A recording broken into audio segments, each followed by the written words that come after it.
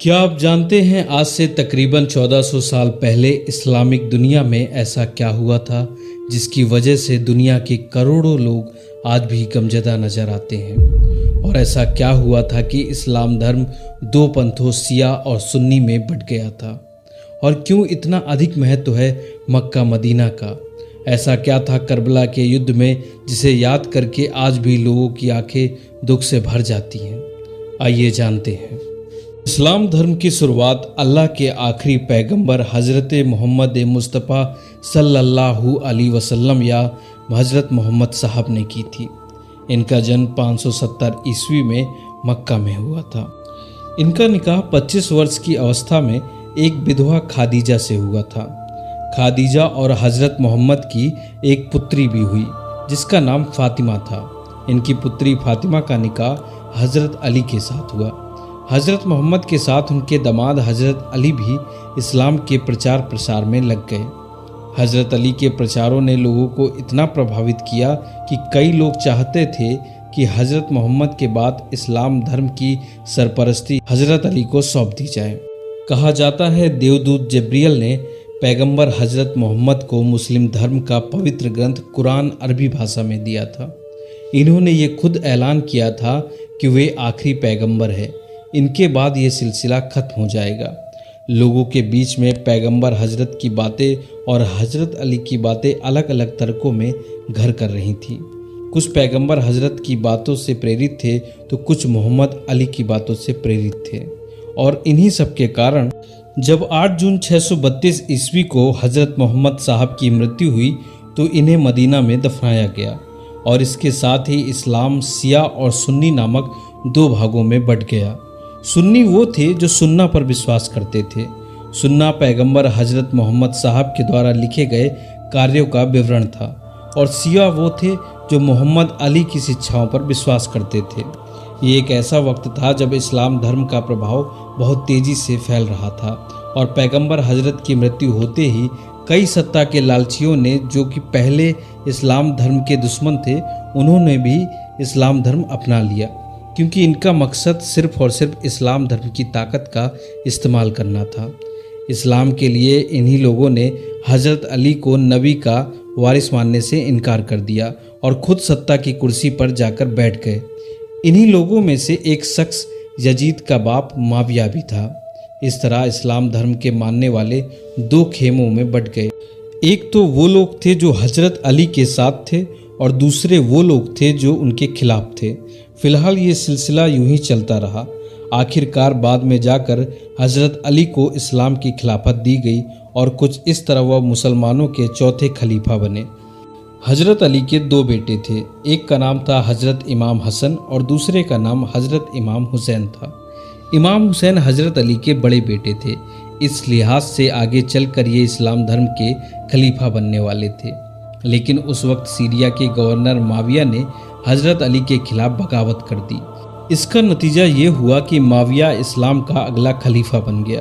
दूसरी तरफ आगे चलकर इमाम हसन को भी एक साजिश के तहत जहर देकर मार दिया गया। माविया का बेटा याजिद बहुत ही क्रूर शासक था, जिसे माविया ने इस्लाम का अगला खलीफा घोषित कर दिया। माविया की मृत्यु के बाद याजिद ने अपनी सेना की सहायता से इस्लामिक दुनिया को ये मानने पर मजबूर कर दिया कि वो ही उनका खलीफा है। लेकिन इमाम हुसैन ने ये मानने से इनकार कर दिया। अगर इमाम हुसैन याजिद का विरोध ना करते तो इस्लाम हमेशा के लिए एक शैतानी कानून बनकर रह जाता। इसके बाद याजिद ने इमाम हुसैन पर हर तरीके से अपनी सत्ता अपनाने का दबाव डाला। उन्हें कत्ल करने की धमकियाँ भी दी। लेकिन हज़रत इमाम हुसैन अपने फैसले पर अड़े रहे। तमाम प्रयासों के बाद भी जब याजिद को ये समझ में आ गया कि इमाम हुसैन उसे स्वीकार नहीं करेंगे तो उसने इमाम हुसैन को कत्ल करवाने का प्लान शुरू कर दिया। दूसरी तरफ जब इमाम हुसैन को इस बात का पता चला तो उन्होंने 4 मई 680 ईस्वी को मदीना छोड़कर मक्के की तरफ जाने का फैसला कर लिया और वो काबे की तरफ रवाना हुए। याजिद को जब इमाम हुसैन के काबे की तरफ जाने की खबर मिली तो इसने काबे की तरफ अपनी फौज भेज दी। लेकिन जब इमाम हुसैन को इस बात का पता चला तो वे इराक की ओर करबला की तरफ चल पड़े, क्योंकि वो चाहते थे कि काबे के पास खून खराबा ना हो और यहीं से करबला पहुंचने का सफ़र शुरू होता है। इसके बाद हजरत इमाम हुसैन अक्टूबर के महीने में 680 ईस्वी को करबला पहुंच गए। यहाँ ये अपने पूरे परिवार, 72 साथी और महिलाओं बच्चों के साथ आए थे।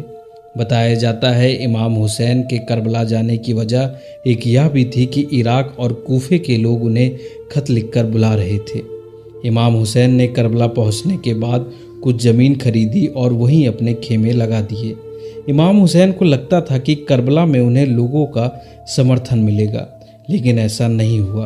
कूफे और इराक के वो लोग जो उन्हें दिन रात खत लिखते थे, वो यजीद के डर से उनसे मिलने तक नहीं आए।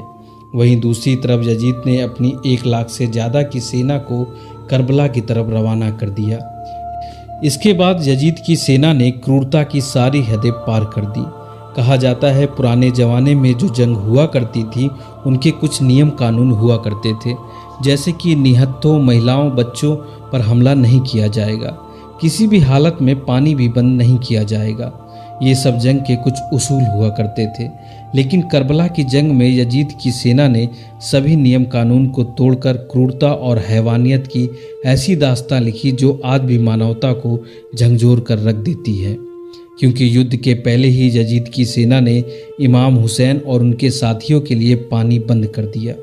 इनके छोटे छोटे बच्चे 3 दिन तक भूखे प्यासे तड़पते रहे, लेकिन यजीद की सेना को उन पर तरस नहीं आया। यजीद की सेना करबला में ऐसी हैवानियत पर उतर आई थी जिसका अंदाज़ा इस बात से लगाया जा सकता है कि जब हजरत इमाम हुसैन का 6 माह का छोटा सा बच्चा प्यास से तड़प रहा था, तब इमाम हुसैन अपने 6 माह के बच्चे को यजीद की सेना के सामने ले गए। उन्होंने यजीद की सेना से कहा, तुम्हारी लड़ाई मुझसे है, इस 6 माह के बच्चे ने तुम्हारा क्या बिगाड़ा है? ये बच्चा प्यास से तड़प रहा है, कम से कम इस बच्चे को तो पानी दे दो। ये सुनकर यजीद की सेना में खलबली मच गई। यजीद की सेना के कुछ सैनिक की आंखें भी भर आईं, लेकिन यजीद फौज में एक कमांडर हुरमला ने 3 मुँह वाला तीर छोटे बच्चे की तरफ छोड़ दिया और तीर सीधा जाकर बच्चे पर लगा और उसकी मृत्यु हो गई। करबला के मैदान में ये क्रूरता को पार करने वाली शर्मनाक हरकत थी। हजरत इमाम हुसैन की जंग टालने की तमाम कोशिशों के बाद जब ये तय हो गया कि अब ये जंग करनी ही होगी, तब उन्होंने जंग के 1 दिन पहले अपने सभी 72 साथियों को एक खेमे में जमा किया और खेमे के अंदर जल रहे चिरागों को बुझा दिया और अपने साथियों से कहा कि यजीद मेरा कत्ल करना चाहता है। इस जंग में जो मेरा साथ देगा वो भी मारा जाएगा। मैं नहीं चाहता कि मेरी वजह से कोई मारा जाए तुम लोगों में से। जो कोई भी जंग छोड़कर जाना चाहता है वह जा सकता है, मुझे उससे कोई शिकायत नहीं होगी। किसी के कदम मुझे देखकर ना रुके, इसलिए अंधेरा कर दिया गया है। आप लोग अपने फैसले के लिए पूरी तरह से आज़ाद हैं। ऐसा कहने के बाद इमाम हुसैन ने खेमे के अंदर कुछ देर अंधेरा ही रखा। जब चिराग जले तो देखा गया कि 72 के 72 सिपाही इमाम हुसैन के साथ ही खड़े रहे। वफादारी की ऐसी मिसाल दुनिया ने पहले कभी नहीं देखी थी।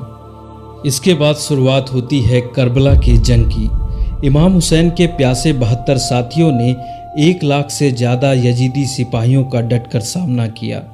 ये सिपाही एक के बाद एक अपनी जान की कुर्बानी देते रहे।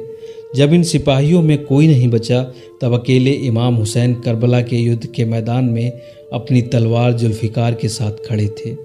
अपनी आखिरी सांस तक ये यजीदी सेना से लड़ते रहे और अंत में ये शहीद हो गए।